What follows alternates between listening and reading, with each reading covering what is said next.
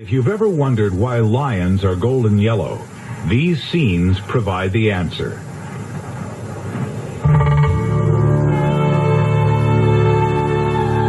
The color of a lion might be described as the color of Africa.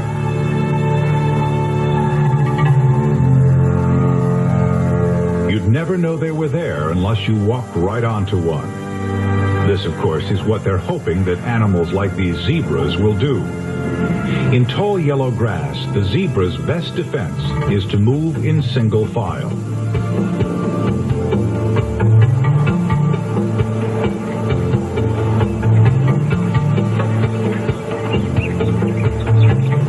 It's in more open country that hunting at pride strength really pays. Some of the pride waits in full view.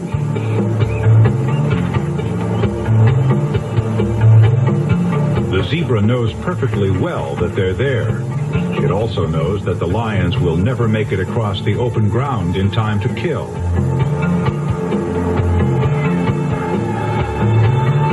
A prudent withdrawal seems the best policy. It's the other lions, the ones the zebra can't see, which are the ones to worry about.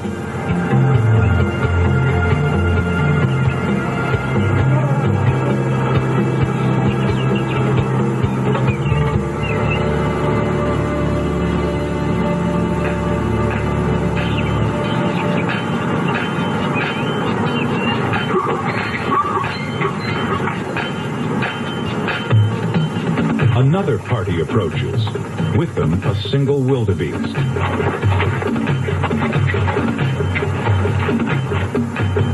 The tossing of the head is often a sign of nervousness when they suspect lions are around.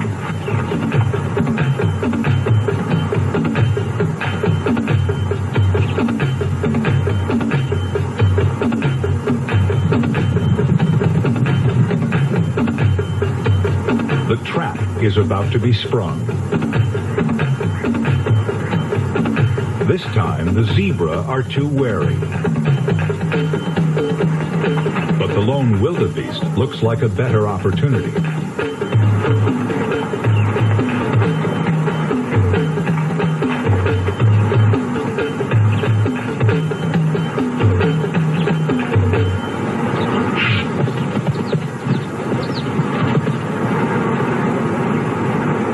It's amazing how many failures lions have, even when hunting as a pride.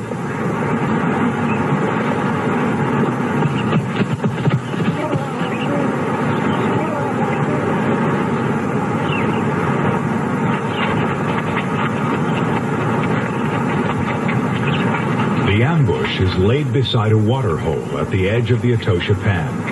A steady stream of animals can be expected as they come to drink. This time, the target is well within range and nicely compact.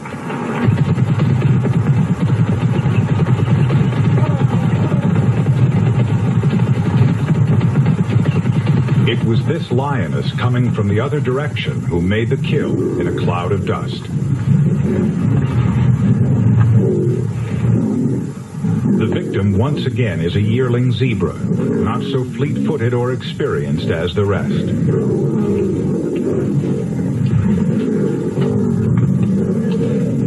The whole pride of 10 lions converges to claim its share.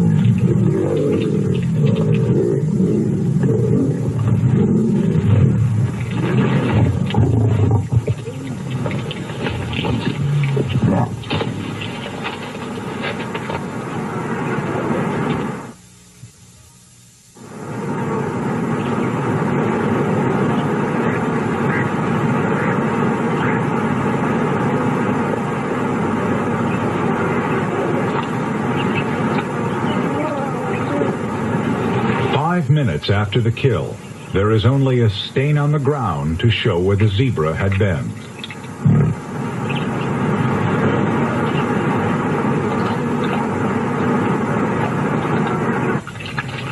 After the feast, a drink to wash it down.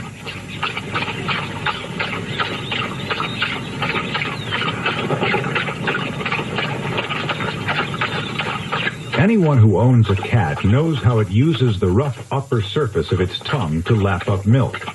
A lion drinks in exactly the same way.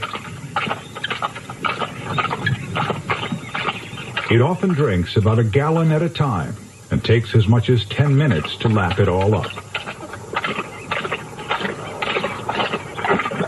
In slow motion, you can see the upper surface of the tongue at work.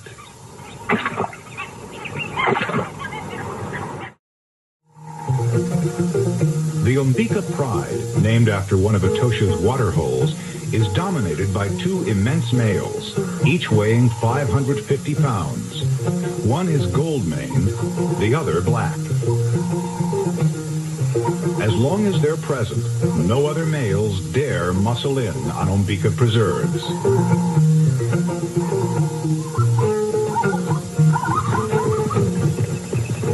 In the early morning, the pride moves down to the water hole. The zebras spot their sagging bellies and recognize that the lions have just fed, so they're not afraid. They know the lions just want an early morning drink after their feast. You could call Umbika this pride's own water hole, but they're not necessarily in charge here.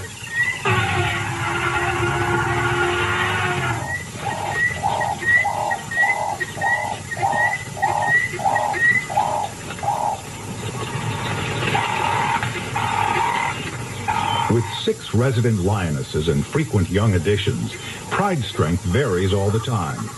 At the moment, they number 19. The protection of 2 big males, plus a year-round supply of game in the area, make the pride an extremely stable one.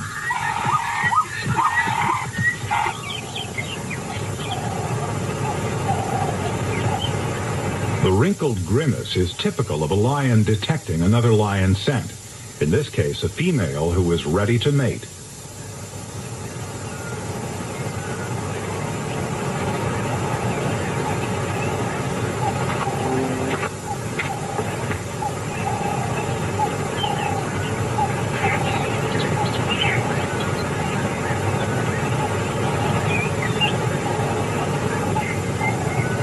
The grimace is sometimes a prelude to an advance or a rebuff.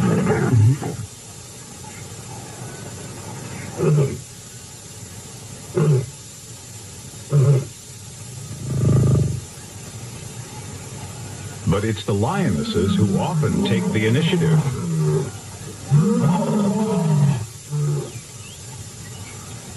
The eternal triangle is not unknown.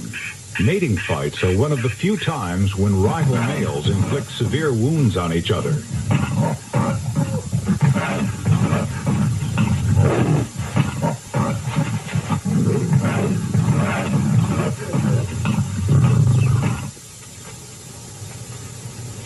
When the fight's over, the female makes the first pass.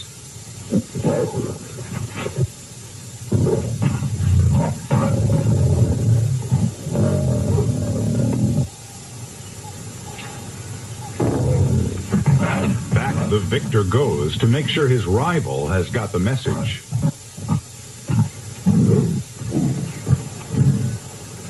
The lioness hasn't been won without some facial rearrangement to her suitor.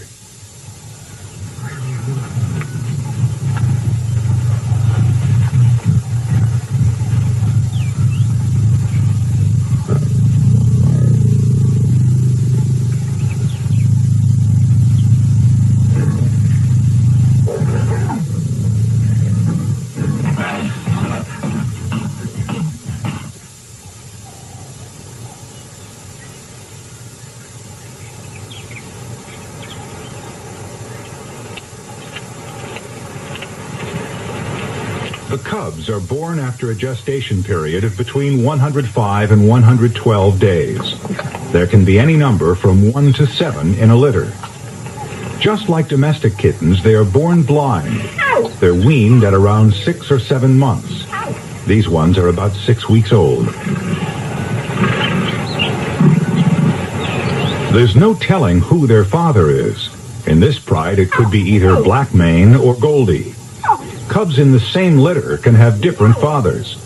Both big males probably mated with the same lioness.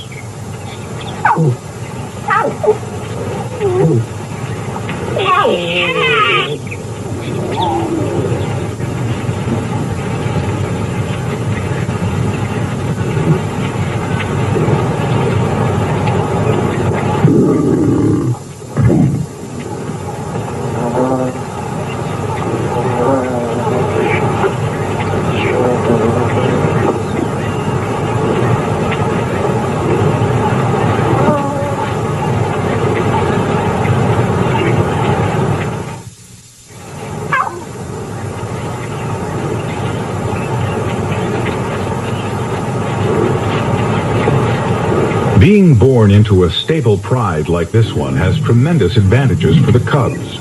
The big pride is an effective hunting group, so the cubs seldom go hungry, and the nursing mothers have plenty of milk. With 6 resident lionesses, there are usually plenty of young companions for the cubs to play with. These 3 all belong to the same mother.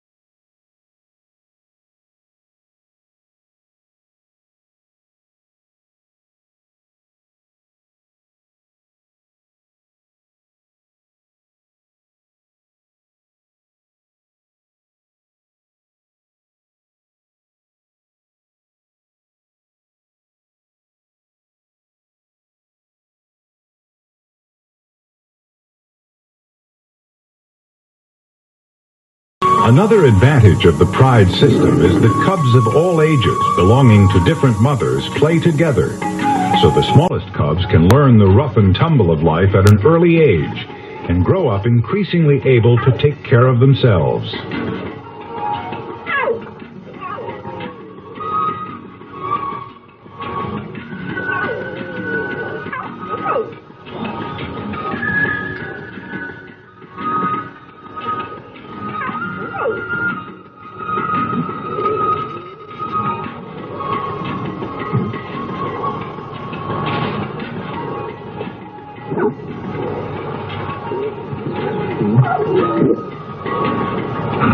It's useful to have a lot of ants around, too.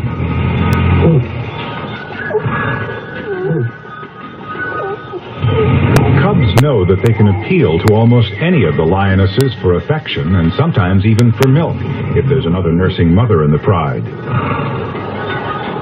If they're not welcome, they're politely told to go away.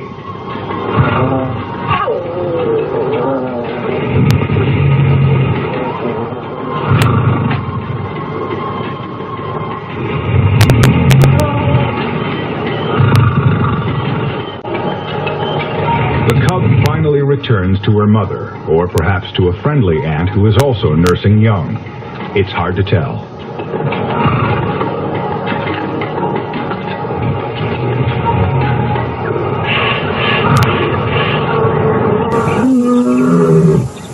When calling up straying cubs, females usually give a series of low grunts. Here she is roaring. The effect is the same. The cub comes scampering out of hiding to join its mother.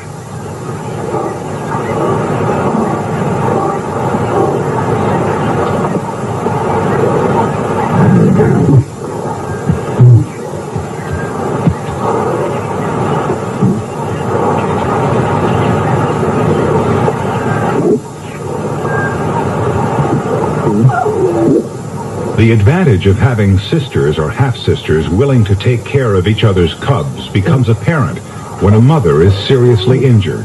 usually when hunting. Some of these cubs don't belong to this lioness, yet she's leading them to drink.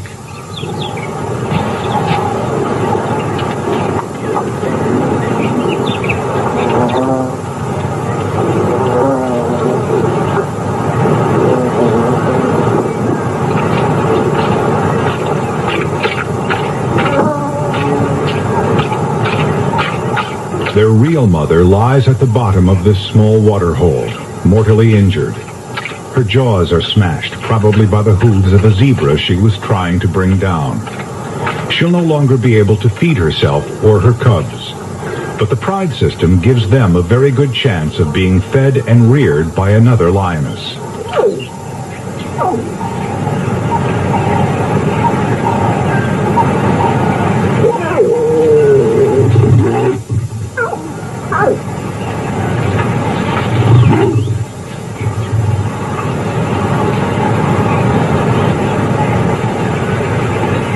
Perhaps the most difficult thing when making a film about lions is that they spend about 20 hours out of every 24 just resting and sleeping.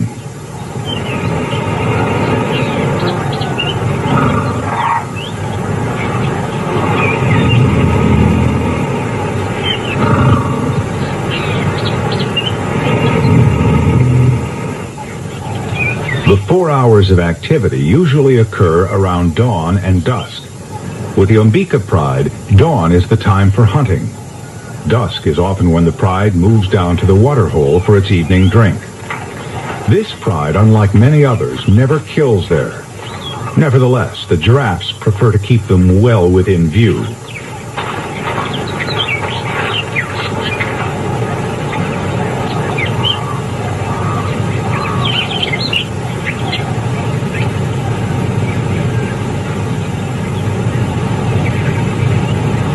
The giraffes are on the alert.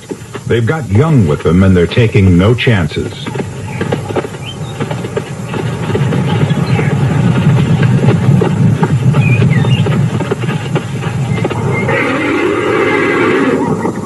As the sun goes down, only the big and powerful who have nothing to fear are left at the water hole.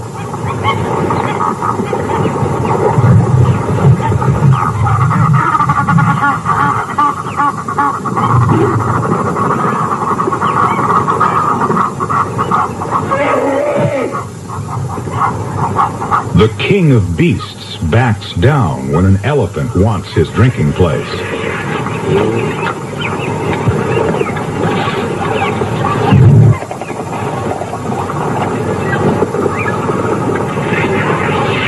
The cubs recognize no such system of rank. All they know is that it's cool, and the cool of the evening is a fine time to play.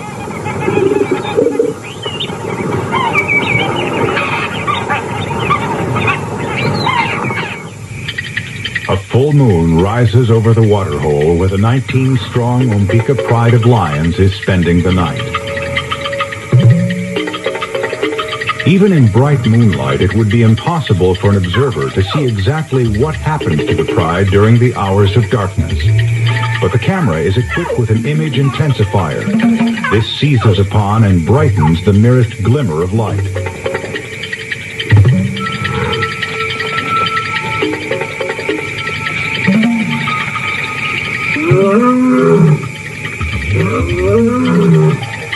The arrival of some elephants makes a lioness uneasy for her cubs. She calls them to her.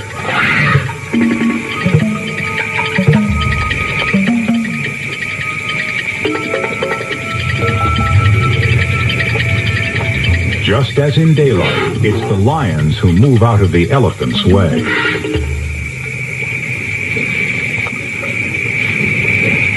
As so often, it's the young elephants who throw their weight about as if trying their strength.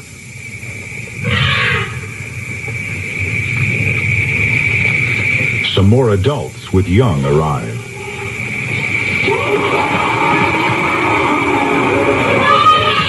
Etosha is one of the few places left in Africa where black rhinos are still fairly common. During the daytime, they're secretive and seldom seen. At night, they come to drink. They're not too keen on sharing the water hole with lions either. Even a big male like Black Mane begins to feel uncomfortable.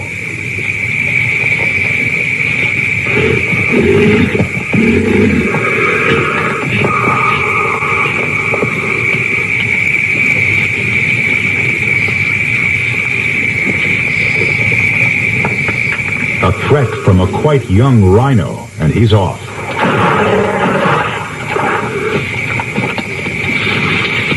An uneasy truce follows, both sides keeping their distance.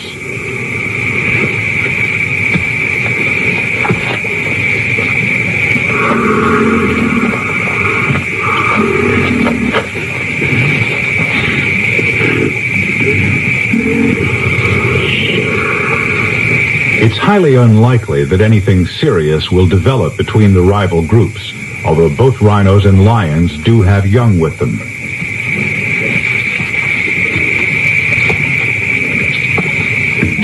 After a time, it's the lion cubs who turn the encounter into a game.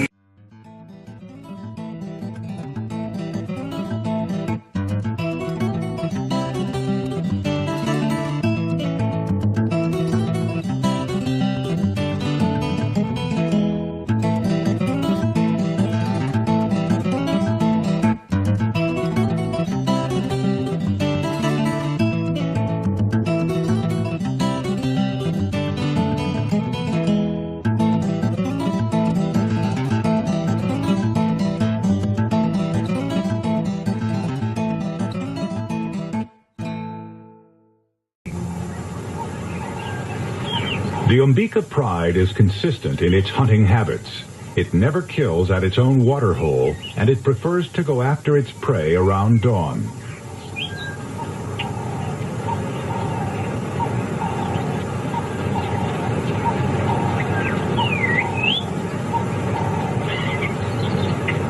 Zebra are the main quarry. This morning, the two big males, Goldie and Black Mane, join the pride as it fans out through the Mopani scrub.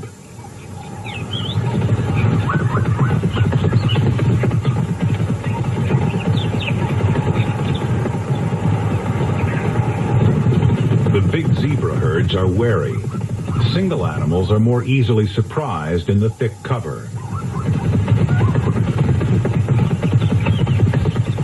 The pride is in no hurry. A steady walk is all that's required until the victim is singled out. The scattered formation will add to the quarry's confusion.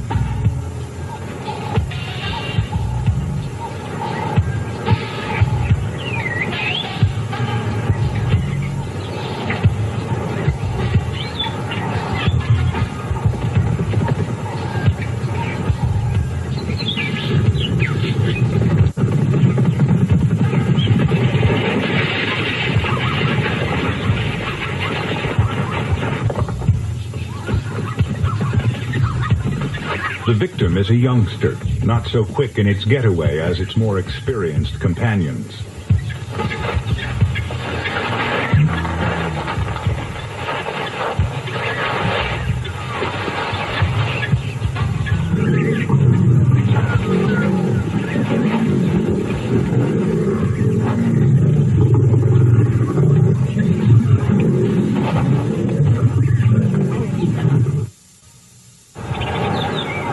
The very small cubs aren't able to keep up with the hunt. They'd be a handicap anyway, so their mother has left them hidden in the grass. Now she walks back 2 miles to collect them and lead them to the kill.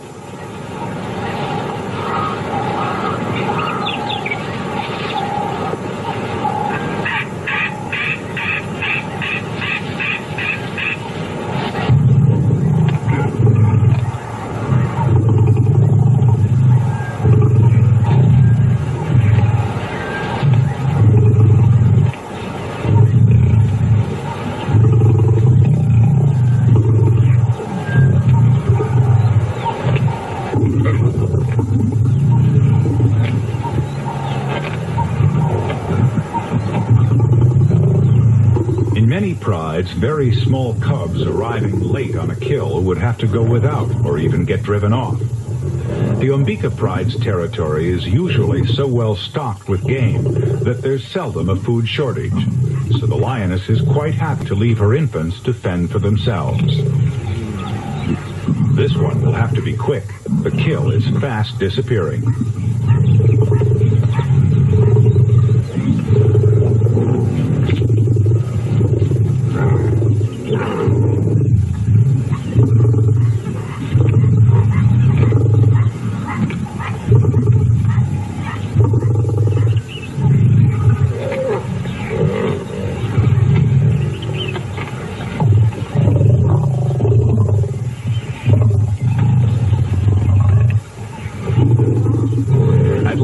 It finds a way in and gets its share.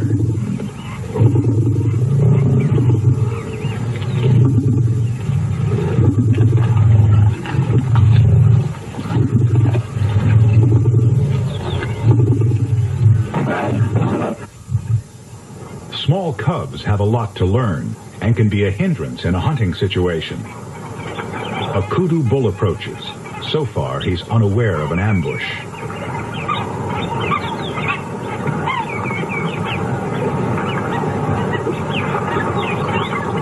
Not knowing that their mother is lining up their next meal, the cubs continue to play. The kudu is alert, but not yet scared. He wants to get to the water.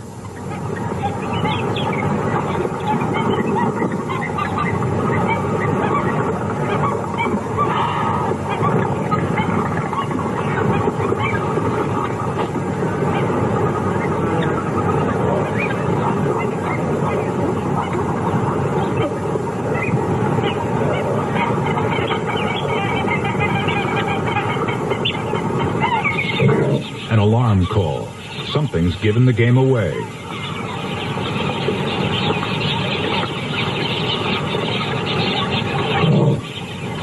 And here it is. A third cub comes strolling in at the crucial moment.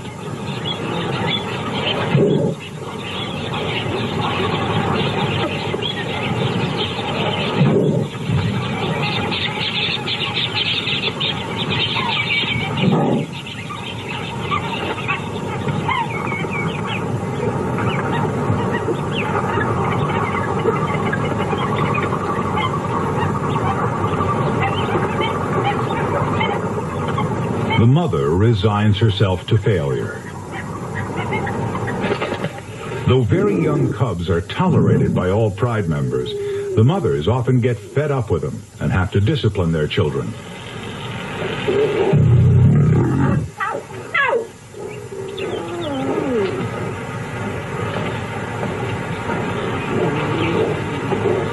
Gently gripping and cuffing with a paw are favorite methods.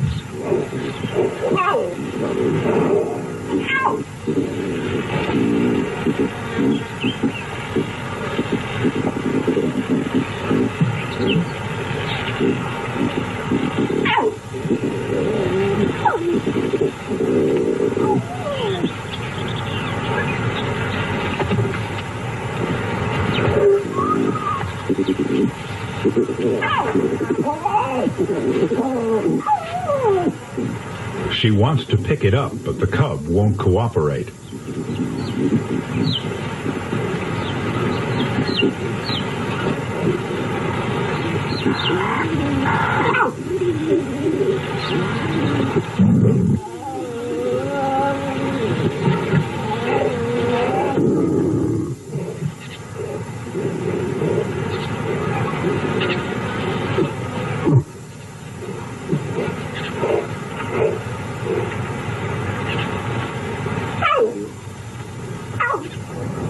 When they get bigger, the cubs sometimes turn the tables on their parents.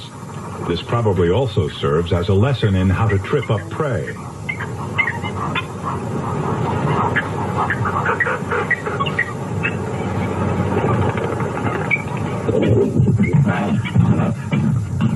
The large cub on the ground is about to receive an unusually severe lesson.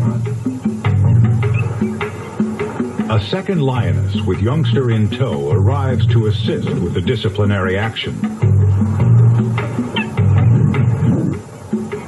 There's no way of knowing what the young lion has done to deserve such a reprimand.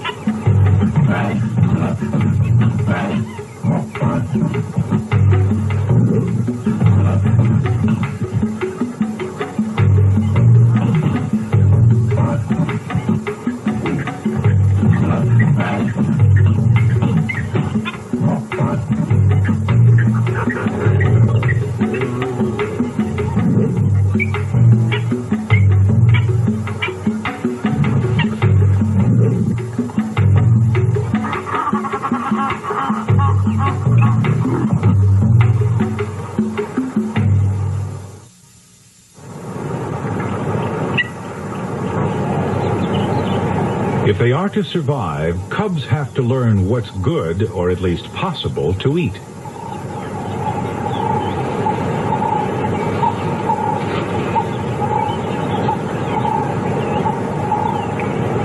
First, the mother inspects this exceptionally well-armored meal.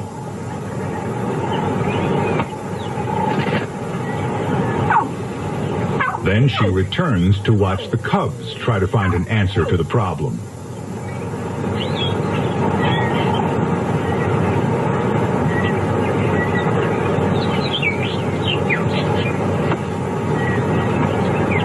The cubs undoubtedly smell meat inside the container. They don't yet understand that claws and teeth aren't very good for extracting it. A pied crow is more hopeful. If they do succeed, there may be something in it for him.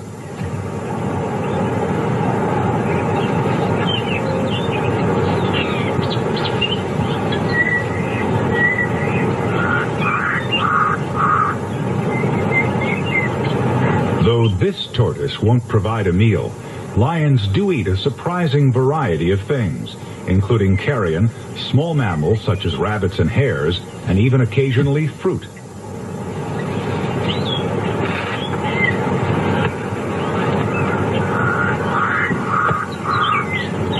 The lion cub gives up, but not the crow. Crows never give up, not as long as there's the faintest chance of a meal. But tortoises have spent many millions of years perfecting their defenses. They know that all they have to do is wait until lions or crows get fed up and go away. But there are some apparently impregnable animal defense systems which lions can penetrate.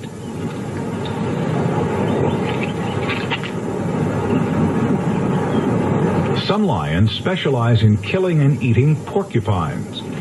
In the neighboring Kalahari Desert, porcupines are high on the list of their prey. This particular Etosha lion seems to be a porcupine expert.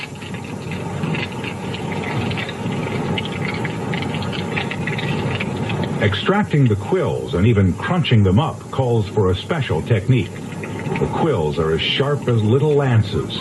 Many a lion has been left with a bad septic wound as the result of getting a quill deeply embedded in its mouth or paw.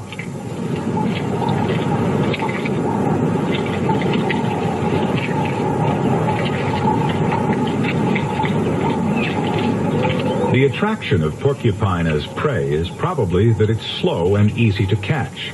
An adult can weigh 40 pounds, so there's a worthwhile amount of meat on it for a single lion.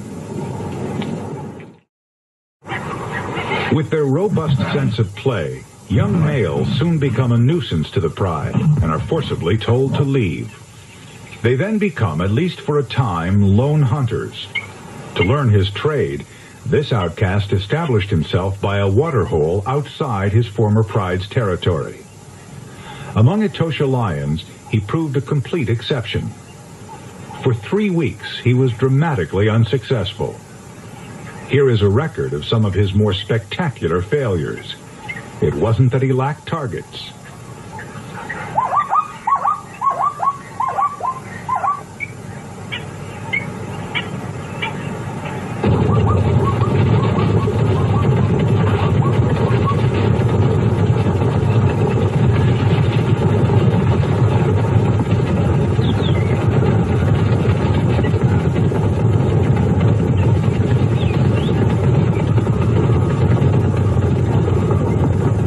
loses them in the dust. And that calls for a drink.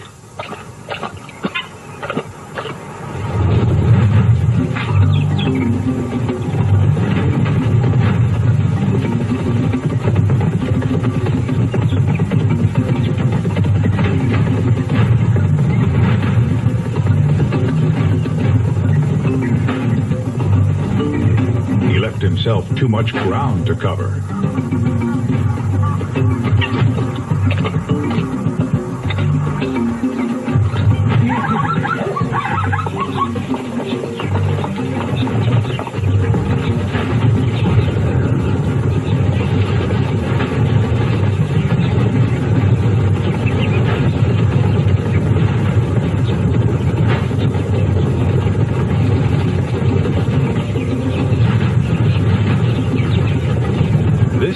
He didn't pick his target early enough.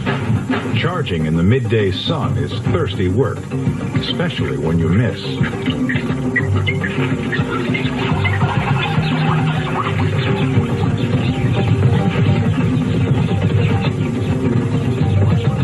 A knockdown at last, but for the zebra.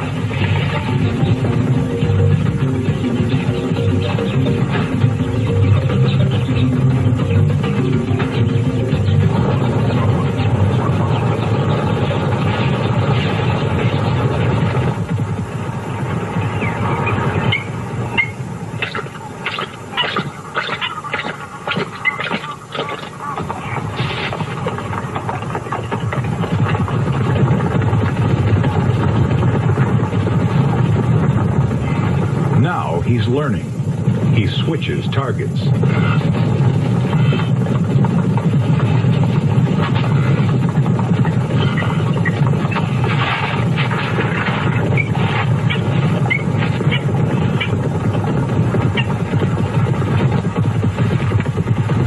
How did this young lion survive for 3 weeks until he made his first kill? He was almost certainly scavenging at night off carcasses. He was also hunting small mammals. His instinctive reaction is to drag his kill away, where it will be safe from scavengers and even rival lions.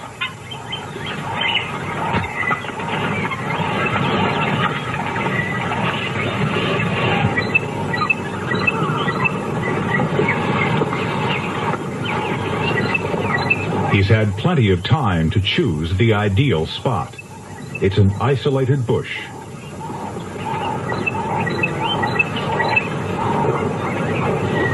His caution is fully justified. These two lionesses have come for a drink and will soon smell the kill. Inside the bush, the successful hunter is unaware of any threat.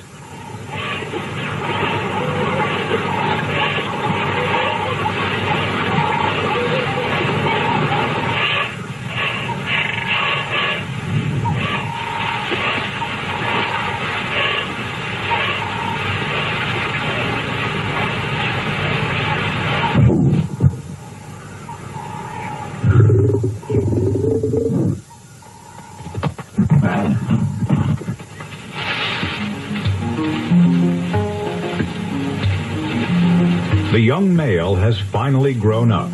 He can not only kill, he can also defend his spoils. We've looked at only a fraction of Etosha's lions. There are at least 500 of them in Namibia's vast national park. Their future should be secure. Unfortunately, Etosha lies only 75 miles from the Angola border, and there is always the chance of guerrilla warfare erupting in this part of Africa. The future of the lions, as well as of all other animals in Etosha, depends on the territorial ambitions of the human species.